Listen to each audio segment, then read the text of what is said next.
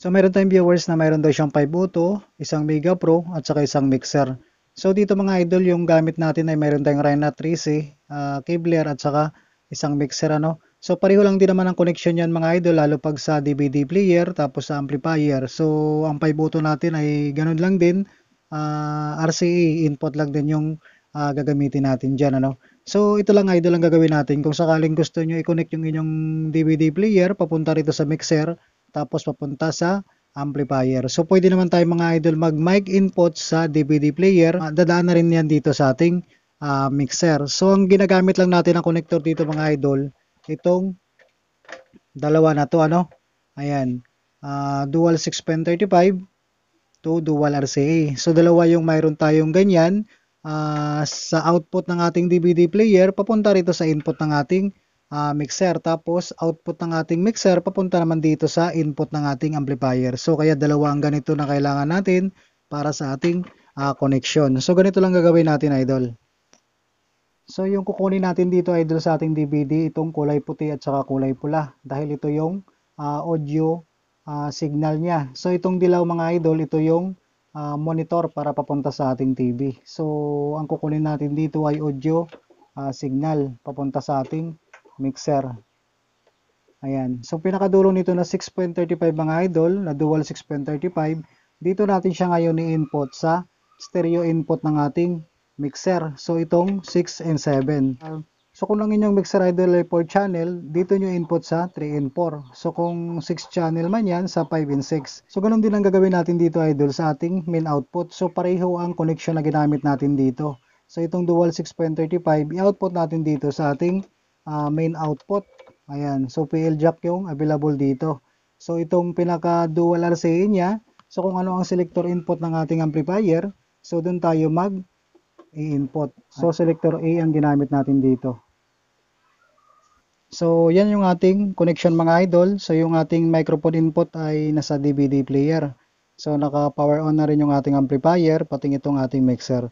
So ito idol, ito try natin na maglagay ng sound ano dito sa ating DVD player. So mag-select tayo dito ng music.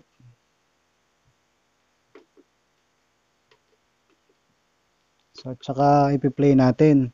So dito idol, tingnan natin kung mayroong signal na papasok na dito sa ating mixer. Kakamin volume natin dito idol, i-volume natin to. Tapos itong pinaka-feeder natin sa number 6 and 7, saka lang tutunog yan once na pag may signal lang pumapasok.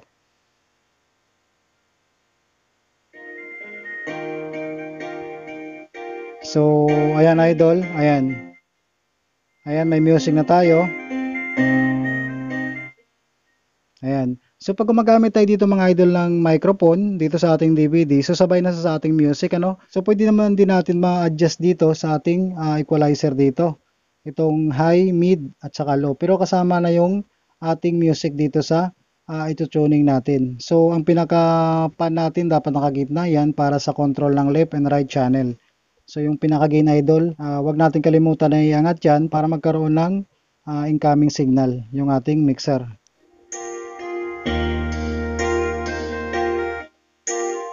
So, stop ko lang idol ano, kasi baka makapiright tayo.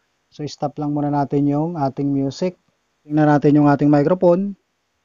Ito, so naka-dynamic mic tayo.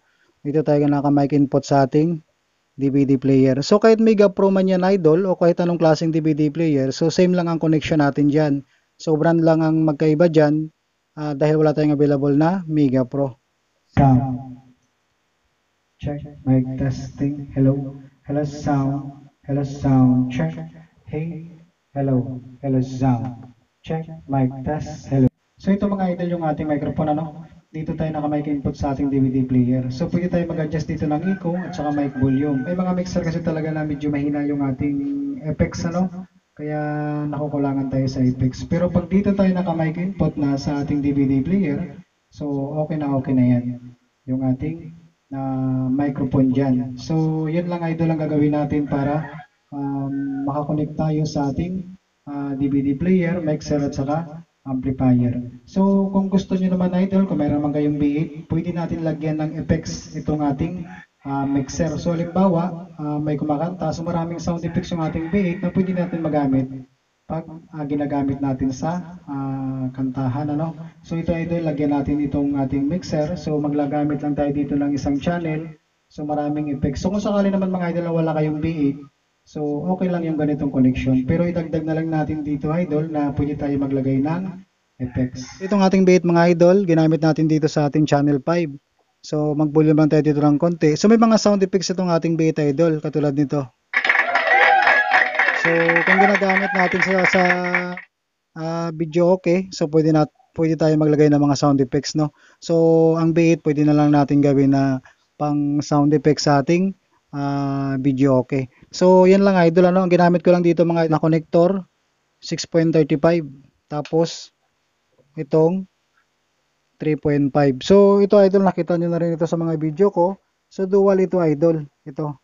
So double purpose kasi itong ginamit ko rito, dalawang kinuha ko nito para magagamit ko rin dito sa 6 and 7, tapos magagamit ko rin dito sa 4 and 5 kung sakaling nag-connection ako ng hihiwalay ko yung low at saka mid dito pa lang sa ating mixer. So ito idol, kahit isa lang gagamitin natin dito, okay dito sa ating B8.